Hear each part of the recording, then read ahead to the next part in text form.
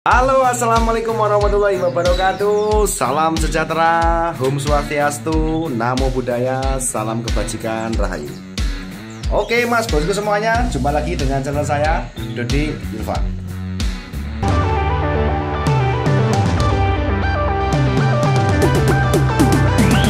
Baik mas bosku semuanya, dalam ternak kenari tentunya terjadi banyak peristiwa yang mungkin tidak kita inginkan. Salah satunya adalah kematian anakan yang sering terjadi pada ternak kita. Apa sih sebabnya akan kita ulas di sini, akan kita bahas, dan nanti mohon masukan teman-teman yang memiliki pengalaman yang berbeda, silahkan ditulis di kolom komentar. Kira-kira ada tambahan apa lagi yang bisa di-share di sini? Tentunya ini berdasarkan pengalaman saya ya, dan belum tentu pengalaman ini 100% bisa diterapkan di tempat teman-teman, tetapi bisa dicoba. Oke, mas bosku, bagaimana pembahasannya? Simak terus konten saya yang satu ini.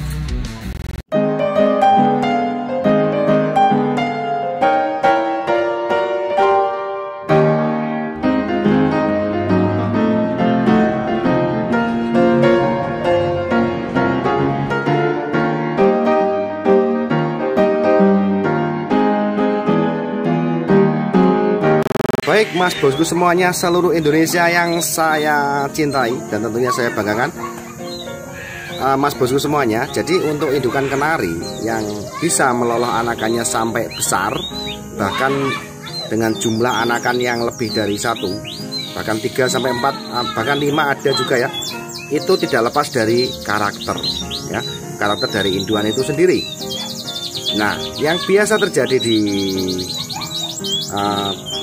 ternak kenari teman-teman, kenari kita kadang-kadang ada indukan yang karakternya kurang bagus. Contohnya dengan dia membuang telur anakannya ketika sudah bertelur.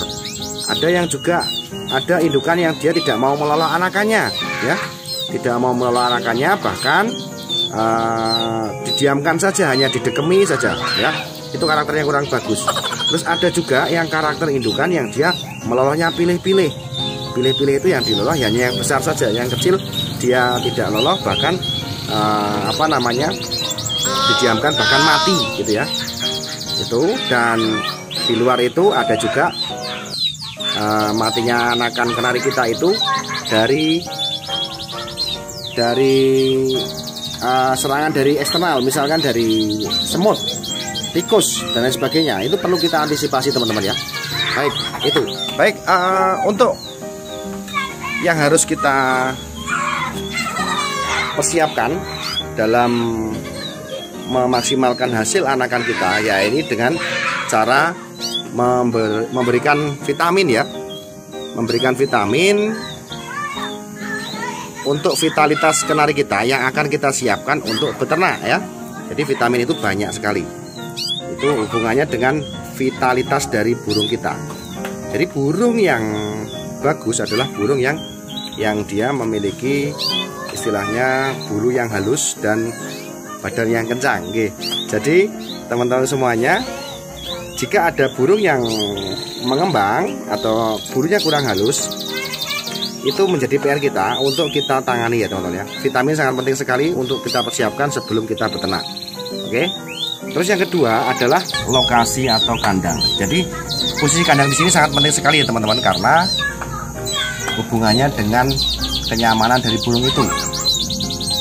Tempat yang ramai dan tempat yang sepi itu sangat berpengaruh sekali, karena ketika burung itu akan melakukan lolohan pada anakannya, itu tidak kaget dengan gangguan-gangguan di sekitarnya. Jadi tempat sangat memiliki peranan penting sekali di sini. Jadi teman-teman semuanya harus mengkondisikan tempat kandang kenari kita, ternak kenari kita itu di tempat yang nyaman dan sirkulasi yang bagus.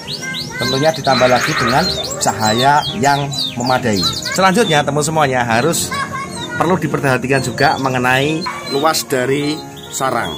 Jadi ketika kita memiliki sarang yang kecil, ketika anakan kita menetas, maka yang terjadi ketika terjadi pertumbuhan dari anakan kenari kita, maka dia akan kurang leluasa dalam bergerak. Bahkan ketika burung itu mengerami anakannya ketika masih kecil belum punya bulu, itu sering tergencat oleh betinanya. Itu dikarenakan tempatnya terlalu sempit. Itu juga berpengaruh sekali terhadap proses pembesaran dari anakan kenari kita. Jadi solusinya bagaimana? Untuk sarang ini ketika sudah dia anakannya sudah semakin besar, maka kita perlebar dengan cara itu.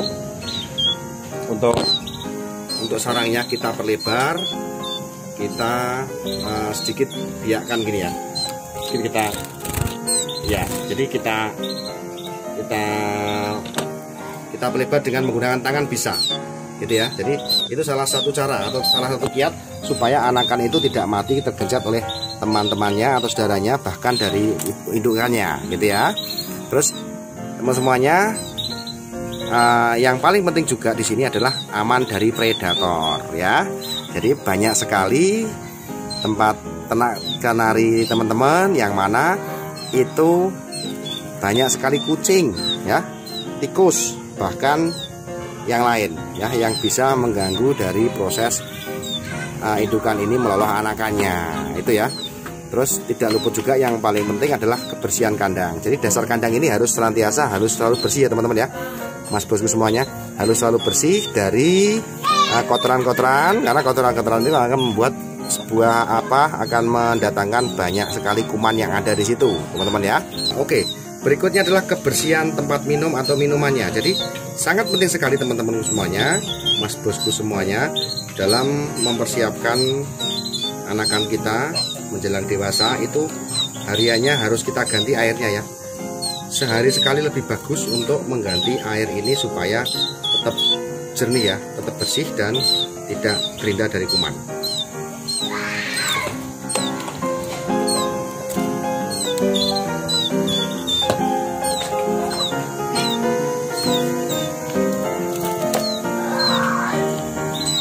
Berikutnya teman-teman semuanya, mas bosku semuanya, tidak kalah pentingnya di sini ini ya. Jadi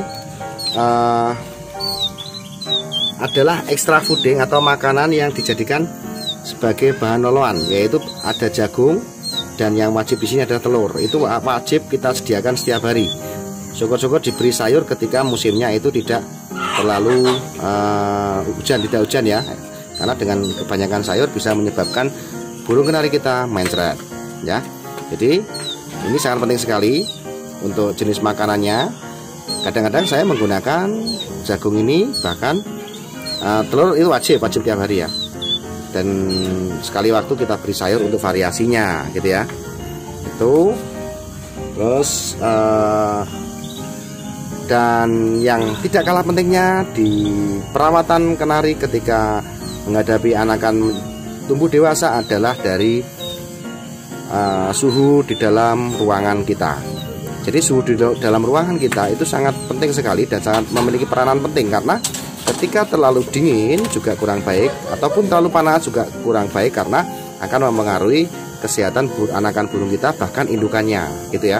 Jadi ketika burung indukan itu terlalu dingin, dia akan enggan untuk beranjak dari tempat sarangnya. Dia akan banyak berdiam diri di sarang. Jadi teman-temanku semuanya, mas bosku semuanya harus pinter-pinter mengatur dari suhu ruangan itu sendiri. Dan yang terakhir, tidak kalah pentingnya adalah dari penjemuran. Jadi ketika anak sudah keluar bulu, kita jemur tipis-tipis untuk meningkatkan imun supaya burung kita itu akan menjadi lebih sehat. Gitu ya. Terima kasih, itu saja yang bisa kita sharekan. Tolong ditulis kolom komentar pengalaman apa yang bisa kalian bagi di sini. Saya tunggu, dan jangan lupa subscribe untuk yang baru bergabung di channel Dodi Ulfa. Begitu saja dari saya akhiri. Wassalamualaikum warahmatullahi wabarakatuh.